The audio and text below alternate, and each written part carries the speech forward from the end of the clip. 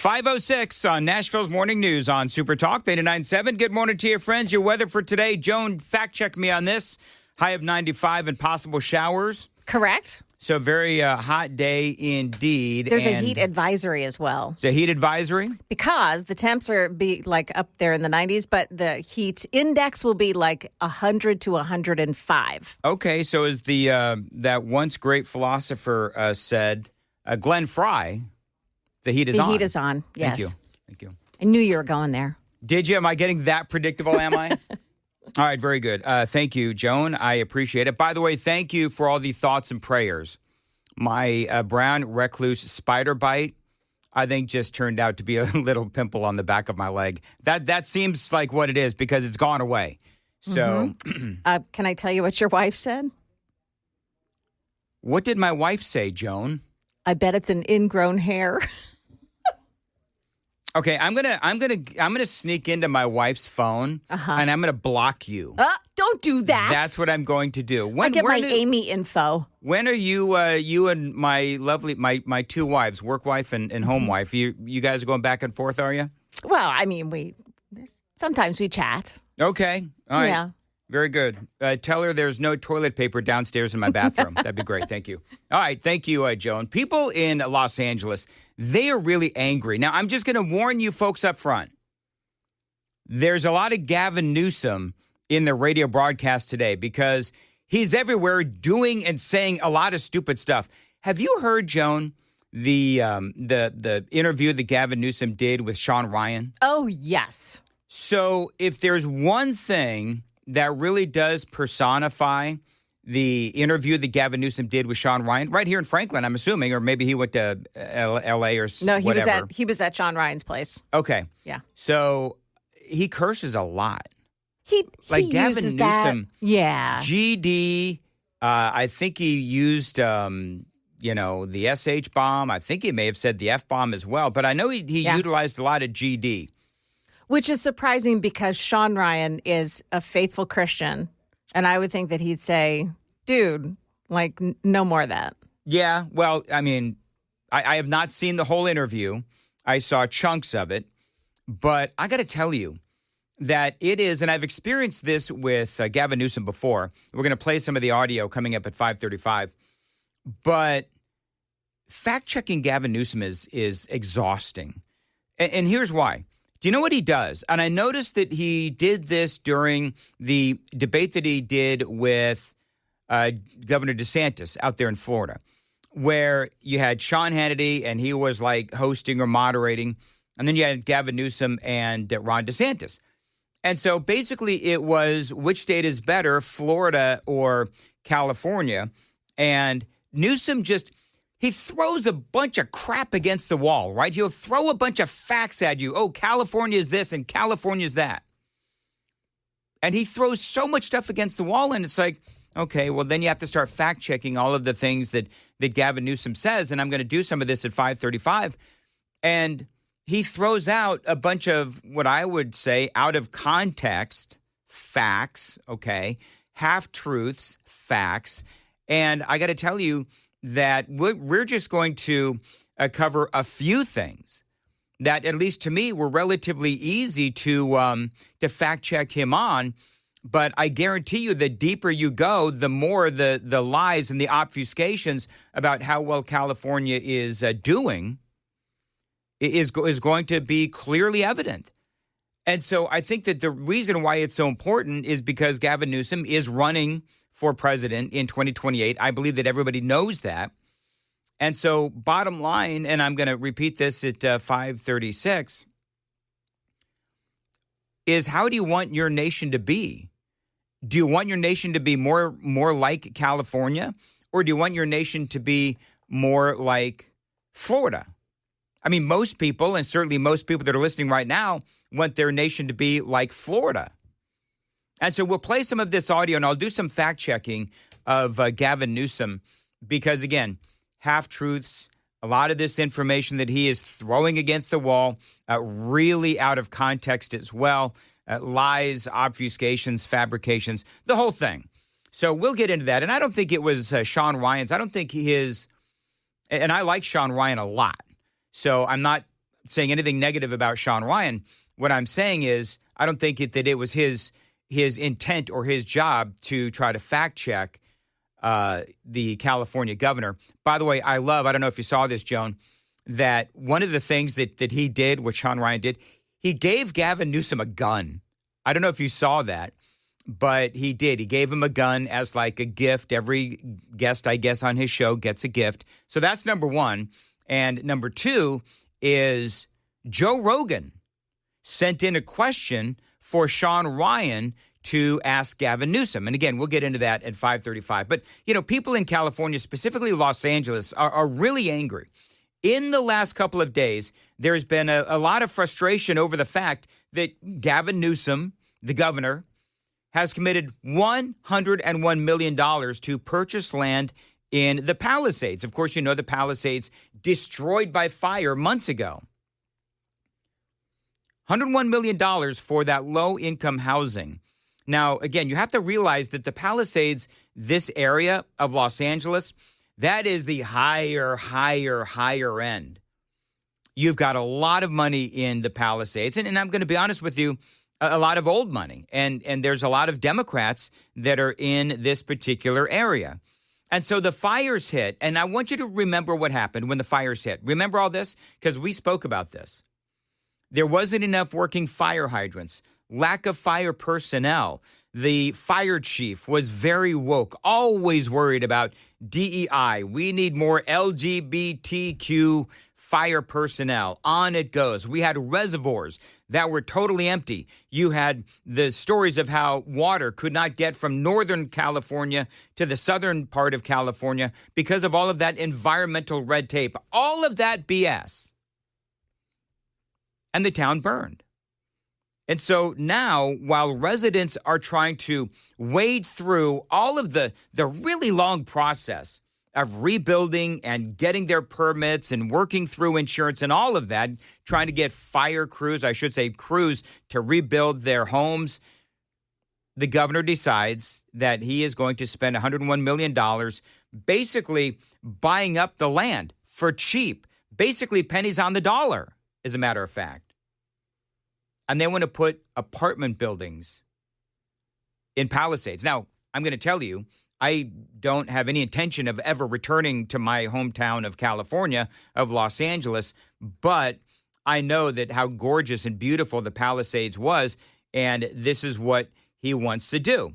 He wants to put up low-income housing, and people are really mad. The people that are in charge of this bill, they're the people in charge of letting the whole town burn down, okay? Yep. You can say whatever you want, but all their decisions, all their negligence, all that's why we have no town in the Palisades. Why would we ever have them in charge of rebuilding what they let burn down? You know who that is? That is an actor by the name of Spencer Pratt. And I don't know his specific political views. I don't know what his political bent is. But the bill that he's talking about is SB 549. Now, what is SB 549? That is really just the latest in a number of legislative bills that have gone through the California State Legislature, signed by the governor, that is allowing them to buy this land incredibly cheap. And ultimately, you know what they're doing? They're taking away like really local control.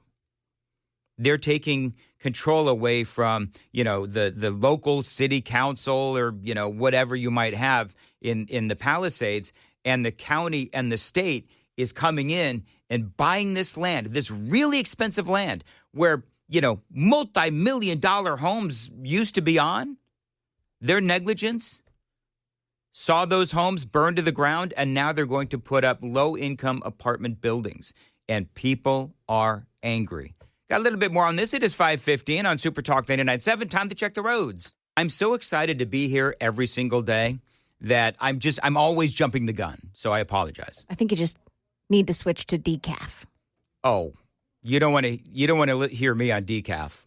Yeah. It's not nearly as engaging and fun as if I'm actually on coffee, which, by the way, I'm on a Red Bull and 2 cups so far this morning. Wow. Mm-hmm. All right, let's go to California. Do you know who Steve Hinton is, by the way? I don't. Steve Hinton, he is a former Fox News commentator, and he's the bald guy, and he speaks with, I don't know what that is, an English accent, whatever it is. But he is running. Oh, I know who you're talking about now. Thank you. Yes. Yeah, he is running for governor of California. Gavin Newsom is, I believe he is termed out, and he's, of course, going to be running for president. So Steve Hinton, he goes to the Palisades, and he sets up a podium that says, Steve Hinton for governor on all of this. And he's in front of the charred remains of someone's, billion-dollar home. And he starts going after Gavin Newsom.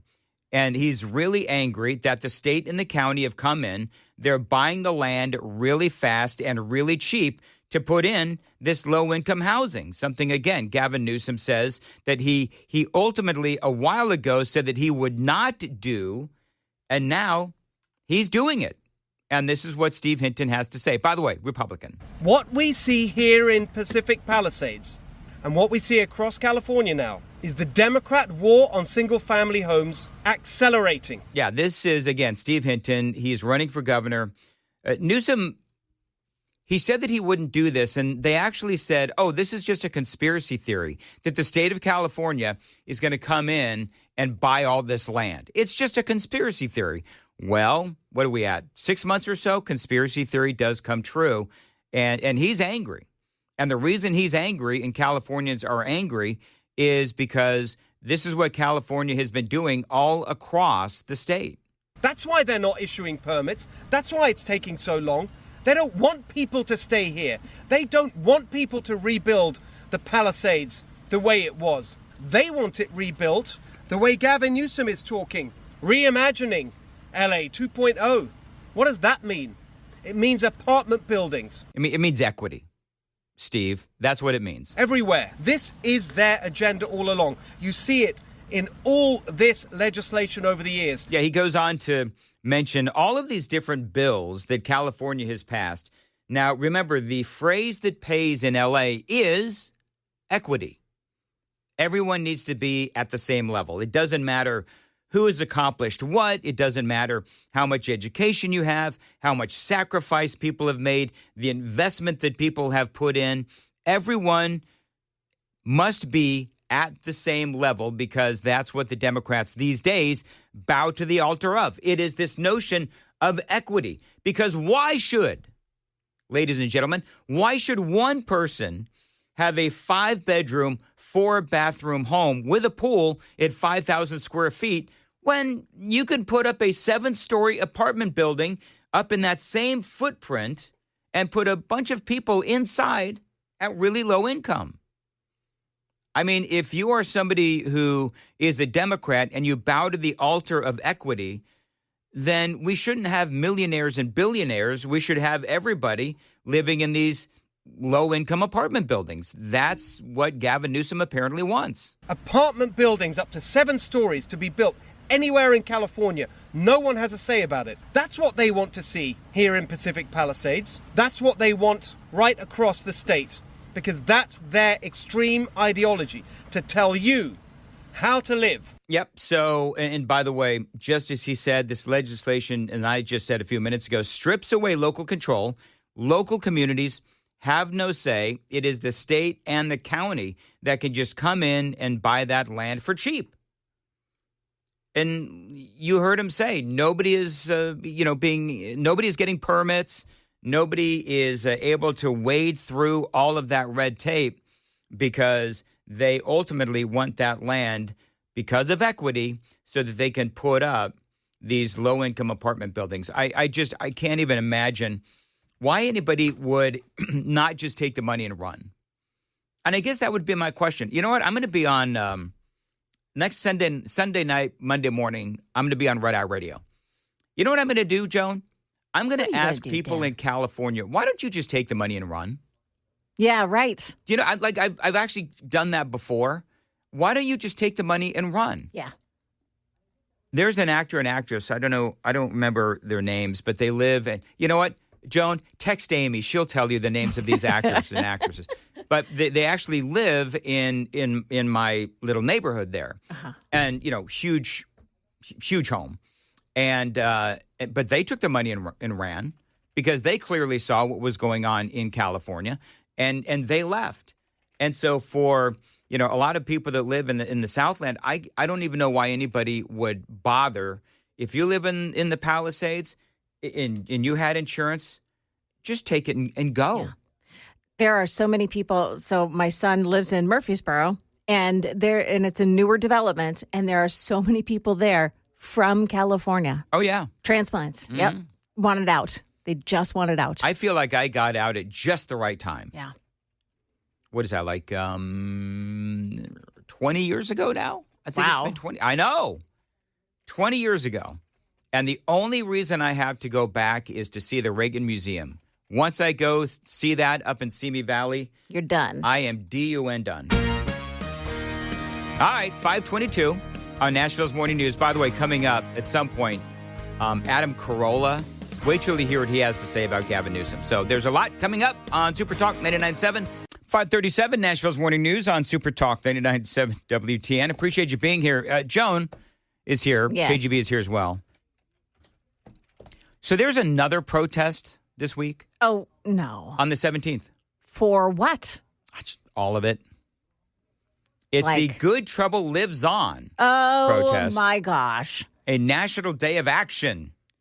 So this is from Newsweek. And again, I'm going to say it again. Do these people not have jobs? Like, this is the 17th. Definitely not. So this is like going to be on a Thursday, right? Tomorrow.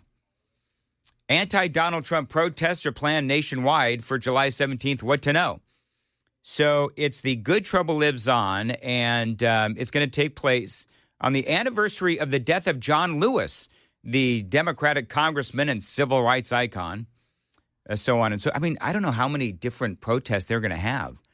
The protests, they say, are the latest round of nationwide demonstrations against the Trump administration since he returned to office in January.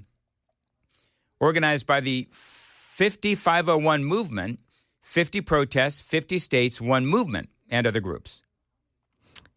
Is it okay? So I'm going to say something gross. When I heard them say movement, I thought of poop. Well, there's a good reason for that. Exactly, Joan. Yeah. The USA Today says the coalition of organizations behind the protests were also behind the nationwide No Kings demonstrations. Mm-hmm. Yep. So, yeah, they just don't have anything to do with it. Do you know what I could say? I could say when I thought of, like, number one, bull poop. Mm-hmm. Bullshit. All right, I'll move on. They say that this is what they say. Organizers say that we are facing the most brazen rollback of civil rights in generations. Oh, yeah. Sure. Whether you're outraged by attacks on voting rights, has there been anybody in America that has been denied the opportunity to vote? As a matter of fact, no. Aren't the Democrats the ones that are out there saying, hey, wait a minute. We've won all of these little special elections. That's one of the talking points, right? Anyway, they say we're facing the most brazen rollback of civil rights in generations. Whether you are outraged by attacks on voting rights, the gutting of essential services, disappearance of our neighbors, or the assault on free speech and our right to protest, this movement is for you. I'm so disappointed. There's one in Tullahoma. Out by you. Yeah. Okay. Disappointed. Now, what I don't understand is, okay, so the assault on free speech and our right to protest, they've had 50 protests or whatever. I mean, they're having all of these different protests. So how exactly is it that the Trump administration is going after their right to protest? All these protests, they're like nonsensical. They don't make any sense because it's like they're trying to make anger happen. Yeah.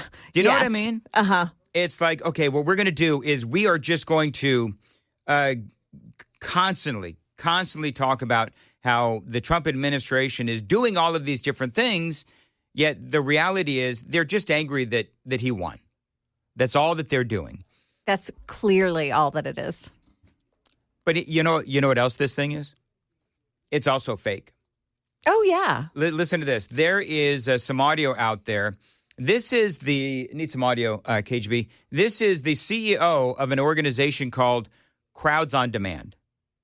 Right? Yeah. And he says that he was actually offered $20 million to recruit demonstrators for the anti-Trump protests on Thursday. Look at that. Donald Trump is creating jobs in so many different ways. So this is what he had to say. Have the organizers of the July 17th demonstrations approached you? Interests aligned with the organizers of the July 17th movement have approached us. And in fact, we rejected an offer that probably is worth around $20 million. $20 million? Correct. I mean, this is a nationwide thing, right? It's not to say I would have made $20 million personally, but the value of the contract would have been worth around that amount nationwide to organize huge demonstrations around the country. But personally, I just don't think it's effective. So I'm not trying to call myself virtuous for rejecting it. What I'm saying is I'm rejecting it not because I don't want to take the business, but because, frankly, this is going to be ineffective. So he's obviously a Democrat. And so part of what he is saying is, well, I don't think these are going to be effective. I think he's right, because really, who are they trying to convince? You're not going to convince the Republicans. Donald Trump has an 85% approval rating amongst the Republican Party. The Hill, we talked about this yesterday with some of the polling, where The Hill even shows that the Democrats are still immensely unpopular within their own party. They're rudderless. They have no leader. Even Barack Obama comes out and says, you know how to deal with Trump? Less navel gazing is what he said. And so, and independents, according to that Hill polling, showed that independents are still siding and leaning with the Republican Party and Trump. And this CEO of Crowds on Demand, he's actually worried not only that they're going to be ineffective, but that there might also be violence. It's going to make us all look bad.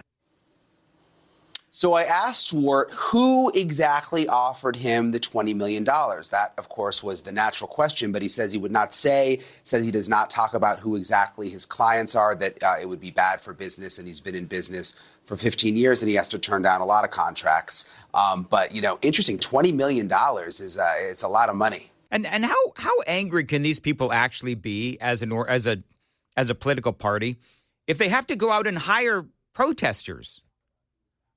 And it's funny because Republicans have been saying this for how long? Yeah. How long have Republicans been saying that all of this is just smoke and mirrors? And Democrats will say, oh, it's nothing but a conspiracy theory. Don't you know there's a groundswell of anger against the Trump administration and grassroots and all this other kind of crap. And the reality is that people are so angry in this country that the Democrats have to go out and hire protesters. A little bit more. Oh, Brian, quickly, before I let you go, did he explain about why he doesn't want to be involved with Thursday's protests?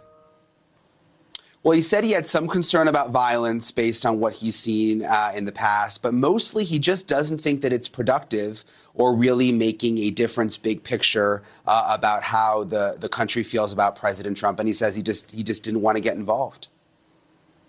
So there you go. So he thinks there's going to be violence.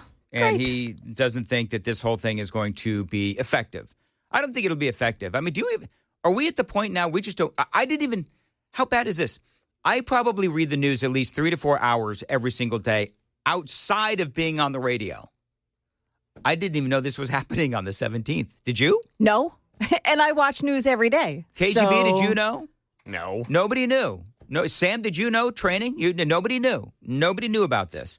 So to me, We were busy having lives. well, it's Yes. exactly. We're busy working, busy having lives, and busy. As Donald Trump is succeeding in every corner of his administration, sans Epstein. Donald Trump is doing really, really well. So, now you apparently have the list in front of you. Are there any Nashville? I didn't Protests? see Nashville, so it's the goodtroubleliveson.org website. We have a John Lewis Way in downtown Nashville. Yeah, so it's actually at the Tennessee State Library and Archives in Nashville. Okay. get in good trouble and redeem the soul of America, the John Lewis Way March. Okay. So it's that, by the way, is happening on Saturday. That's not, so they didn't even get the date right. Right. That's 8 a.m. to 11 a.m. on Saturday. Well, Wait, just 3 hours? Well, it's pretty expensive to hire all those people. Yeah. Yeah, I mean, Starbucks closes. What time? Like they don't serve breakfast or anything? I don't know. Like a bunch of losers. Here's my question. All right, so KGB, you always talk about how. Watch this, John. KGB, you're always talking about how you need some extra money. Oh no, not Come why on. don't you go out? This is great. and see if you can get hired. How much are they paying? You know what the funny thing is? I have no idea. What does the average protester get paid these days? There's probably they probably get paid pretty well. They have to if they're going to go out there in the blazing sun. $20 an hour, $25 an hour. I don't know what's good these days. I mean, it's more than we pay. I'm sure. The funny thing is that I told you that there's a heat advisory for today. Yes, It's also for tomorrow and for Saturday. heat advisory, BS advisory as well. Yeah. We're on a BS watch now. We've gone from a BS advisory to a BS watch because of the whole good trouble protests. So I just think they're being silly. Now, Megyn Kelly, I'm not going to do anything Epstein related. Is there anything new on Epstein? I don't know if there really is. Well, except that President Trump said yesterday that Pam Bondi should release. She should release whatever she thinks is credible. Well, he's. I mean, yeah. I mean, think that's he kind of said a walk. It's a bit of a walk back. I wouldn't say that he fully walked it back, but that's a kind of a puts it in her court kind of thing. Well, she should. I mean, Clearly, yeah. But he's been saying all along, We've all been. Why are you bothering with this? Yeah, that's true. Trump sometimes, and I love Trump, it's like trying to juggle Jell-O. You know what I mean? Where trying to Yes. figure out where he stands on something. Yeah. I think he's listening to the blowback, and I think he's seeing the feedback. So, yes, I believe that he should. She has not done a press conference, No. Pam Bondi. She's not done a press conference or anything. She took questions over the weekend. Mm-hmm. She was on stage for something. Did you see that? No. She was on stage, and she just said, Was that the Turning Point thing? it may have been. Was she there? I don't know. I don't think she was. All right. Well, in any event, Yeah. Megyn Kelly is now calling out all of these influencers that have suddenly just decided to drop the Epstein thing. I find this abhorrent, and I don't know why. Take the Daily Dan poll on YouTube. Follow me on X. You can take it there as well. Do influencers lose credibility when they drop a story, Epstein, at the request of politicians? So we're talking about Laura Ingraham, Ben Shapiro, Charlie Kirk. I'm sure that there's others as well. 87% of the people out there said yes. 13% said no.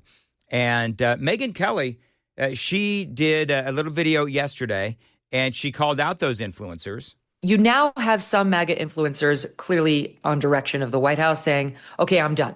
You had Laura Ingraham go on her show on Fox News on last night being like, oh, well, after there was the pile-on at Charlie Kirk's Turning Point event, where all this Republican infighting, and then kind of suggested she's moving on from Epstein. Okay, she was part of it. I like Laura, but she 100% stood up there and fanned this flame. But let's not pretend that, some of the president's most loyal advocates aren't very, very interested in Epstein. They are, all right? However, some in the media let their loyalty to the president trump their journalistic obligation. So, my question is, what is an influencer? Like, is an influencer supposed to just, essentially parrot talking points from the White House, for example? Like in this case, we're talking about, again, Charlie Kirk and Ben Shapiro and Laura is and I don't know what Sean Hannity's doing, but I don't know what Hannity's a talk show host. So you got influencers, you got journalists, and you've got talk show hosts and influencers. Is Ben Shapiro and so a influencer, you would say? Is he does basically what Hannity does in a way. He takes in a way, news. Just without the network. Yeah. He has like a more of a podcast. podcaster. Yeah, but he talks about news and like him he and does. I don't know if Matt he's Walsh are very similar. I don't know in if he's that. a journalist. I don't know if Ben No. Shapiro would call himself a journalist. I don't think he would. No, but influencer to me is like dancing like an idiot on, you know what I mean, or like just stupid stuff on the No, internet. they're Not serious. No, Yeah. there are conservative influencers. There are. Like I would say Charlie Kirk is an influencer for sure because he goes to universities and influences He does, and he conservative does a values. great job. But so many other people just do stupid stuff to get views. Like that's also an influencer. They're in the same. Beyond all that, my question is like, what is their job as an influencer? Because it would be really easy just to, get my talking points from the White House every day. It's just garnering an audience. Do you know what I mean? Like, I don't understand. If Trump does something that you don't believe in, and then Trump tells you, well, don't criticize me, and then you stop talking about it, that seems so bizarre to me. Remember, Charlie Kirk decided that he wasn't going to talk about this any longer. Honestly, I'm done talking about Epstein for the time being. I'm going to trust my friends in the administration. I'm going to trust my friends in the government to do what needs to be done, solve it, balls in their hands. But let me just say this again. Everyone knows my opinion about the Epstein thing, and I'm going to trust my friends, Kash Patel, Dan Bongino, my friend Pam Bondi, all these guys. I'm going to Todd Blanche. I'm going to trust them to solve it. Balls in their court. All right. So, Megyn Kelly had a great point. Listen to what she said about this, because I'm in Megyn Kelly's camp. Now, maybe that's because I have a background in news. Clearly, so does Megyn Kelly, far beyond what I ever accomplished. But this is what she says. Charlie says he's going to trust his friends inside the administration. You heard Ben Shapiro say that on this show yesterday. I will state for the record, I have lots of friends inside the administration. I have nothing but respect and admiration for this president, but I'm in a different business. I am in the journalism business, and my position is you can trust, but you must verify. And I refuse to be the CNN of Trump 2.0, Yep. where they just trusted the administration on Biden's mental acuity and willingly, by doing so, ignored the biggest crisis and controversy and scandal in modern presidential history. Now, she does say, she's talking apples and oranges, but the philosophical point remains the same, which is we had all of the people in the media and all of these influencers on the left talking about how Joe Biden was sharp as a tack, and here we were as conservatives criticizing that.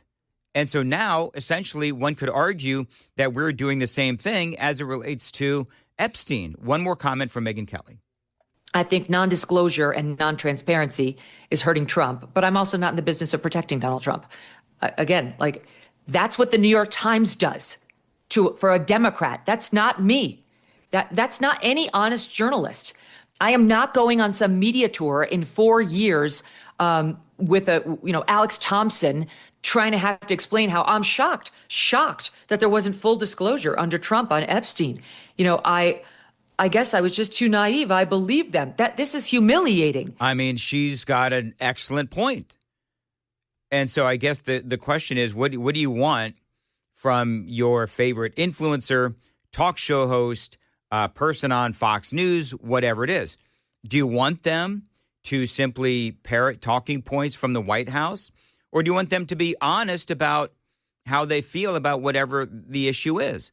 I'm a massive Donald Trump supporter. You folks know that I have lost people in my life who I love because of my Donald Trump support. So don't tell me that I'm, betraying Donald Trump.